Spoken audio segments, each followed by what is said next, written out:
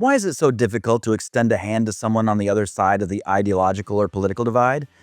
What is it we're really afraid of? What's up, my EFF? Let me tell you how it is. You've stumbled upon God Jots, a series about the nature of love, compassion, joy, and the real-life connection between human beings. I'm Ender Bowen, Nashville, Tennessee rock pop artist, author, husband, father, complete dork, and aspiring compassionist.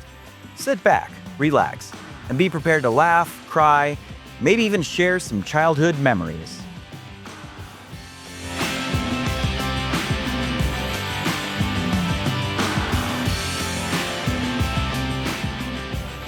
In today's world, it seems like division is the norm. We see it in politics, social issues, religion, preferred TV shows, just about everywhere.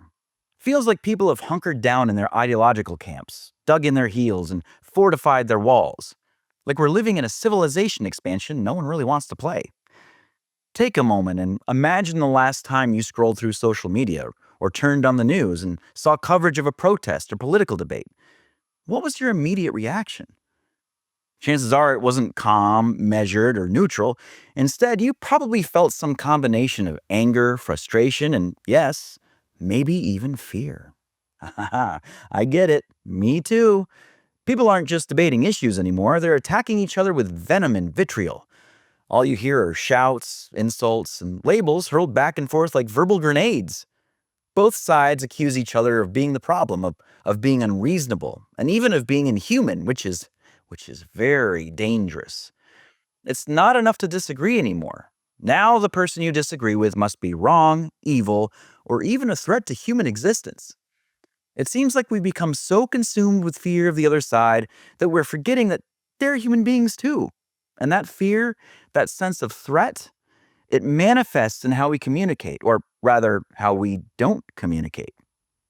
Instead of talking, we shout. Instead of listening, we dismiss. Instead of seeking to understand, we assume the worst. Why are we so afraid? Because, on some level, we've convinced ourselves that the people on the other side of the political or ideological divide are enemies, and enemies are to be feared and defeated, not reasoned with. But here's the problem. When you're constantly operating from a place of fear, you never make room for understanding. And without understanding, there's no way to move forward, no way to solve the very real problems that we face together. Hey, look, before we get a little too deep into this episode, if you like this shirt I'm wearing, you can find this one and others like it at godjotstore.com. Here's the kicker. The fear of the other side isn't even the most paralyzing fear in this whole mess. What's really holding us back, what's really keeping people from reaching across the divide and extending a hand to work together, is the fear of stepping out of line within your own camp. Yeah, let's say you're someone who wants to engage in meaningful dialogue. You've thought it through rationally and decided that the best way to make progress is to talk to someone from the other side. Ooh, someone who sees the world differently than you do. It's a brave and important step, but then what happens? You hesitate.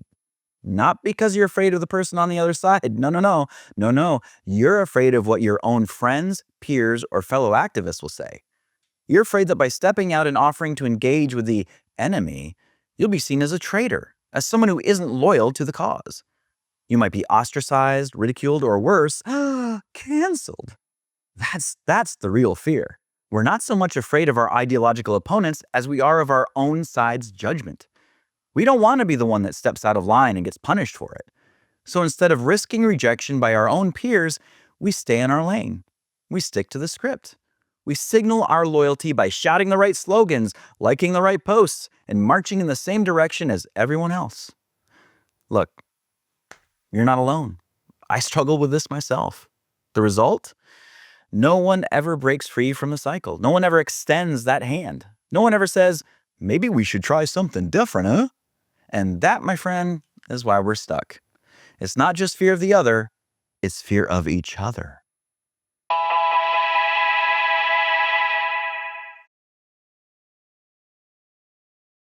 Look, if we're going to move forward, if we're going to solve the deep and pressing issues that divide us, someone has got to take that first step. Someone's got to say, enough.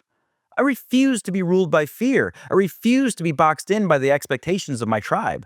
I'm going to talk to the other side, not because I agree with them, but because I believe there's value in understanding where they're coming from. And the truth is, as much as we like to demonize the other side, most people are not inherently awful. Sure, there are extremists and hateful individuals on every side of every issue, keep that in mind, but most people, actual people, not the caricatures you see in the media, are just trying to live their lives, raise their families, and make sense of the world around them. Or make nonsense of the world around them, which I sometimes do. Here's the radical notion. What if we introduced compassion and started talking to actual people, rather than the talking heads, the pundits, or the Twitter mobs? What if we made a conscious effort to tune out the mainstream media voices, the politicians, the special interests who benefit from keeping us divided? Because you know they do. If you take the time to listen, and I mean really listen to people, you might be surprised at how much common ground you can find. Maybe they're concerned about the same things you are, the economy, healthcare, education, the environment, the masked singer still being on the air. Maybe they just want to feel heard and respected, just like you do. Shouting at each other does nothing but deepen the divide. It keeps us stuck in our bubbles, our echo chambers, reinforcing our own biases and fears. But talking, engaging in real, honest, respectful dialogue, that opens up the possibility for change. Real change. Okay, so where do we start? How do we begin to bridge this seemingly insurmountable divide? Well, here's a simple but powerful idea. It is impossible to have absolutely nothing in common with another human being.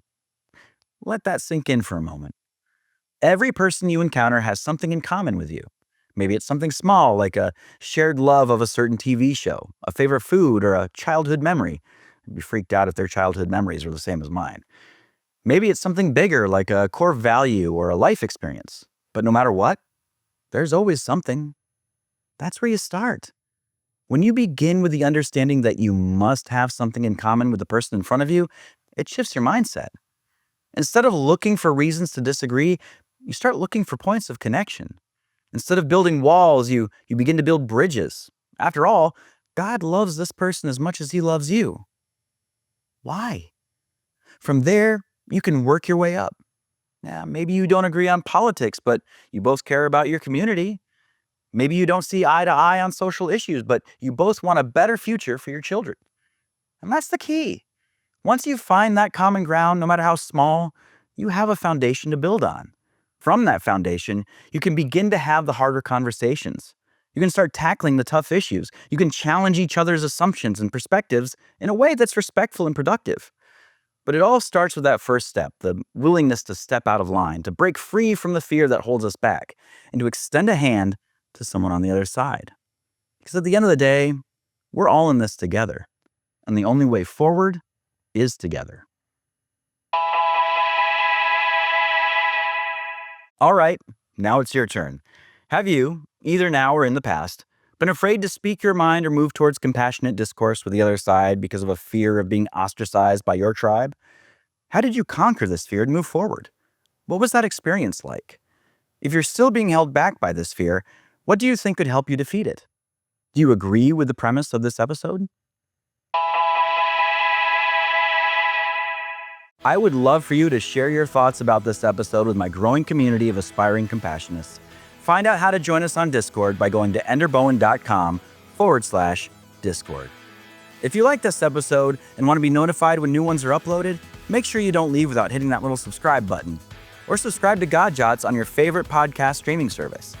You can also check out more God Jots, as well as subscribe to the mail list for ebooks, updates, and exclusive content at godjots.com. Until next time, be honest with yourself. Be truthful with others. Give people the opportunity to surprise you. And remember that it's impossible to have absolutely nothing in common with another human being. I did just say that this episode, didn't I? Be a little light in the world. I'm sure I'll see you soon.